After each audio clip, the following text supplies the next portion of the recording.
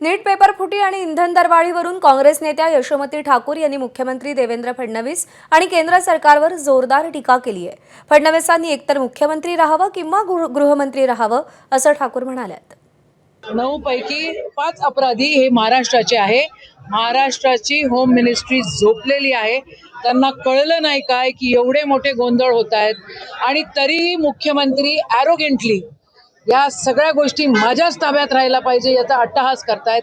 त्यांनी एक तर मुख्यमंत्री व्हावं नाही तर होम मिनिस्टर राहावं। ही एक जनतेची मागणी आहे। 22-23 लाख लेकरांच्या आयुष्यासोबत तुम्ही खेळताय आणि जे जिहाद बोलतायत, आता ही पेपर फुटीमध्ये जिहाद नाही झालाय का? विषय असा आहे की जेव्हा ज्या गोष्टी करायला पाहिजे तेव्हा त्या गोष्टी केल्या नाहीत।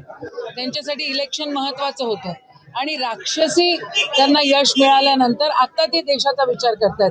पण आदरणीय राहुल गांधी म्हणतात मी 100 इलेक्शन वाढलो तरी चालेल, पण मी माझा दृष्टिकोन मानवतेच्या हिशोबानंच ठेवेल। तर आपण दिसतोय की आज आपल्याला जे 18 दिवसाचं फक्त डिझेल पेट्रोल आपल्या देशात राहिलेलं आहे, या सगळ्या गोष्टीला कारणीभूत आत्ताचं सरकार आणि आत्ताचे पंतप्रधान आहेत। एबीपी माझा, उघडा डोळे बघा नीट।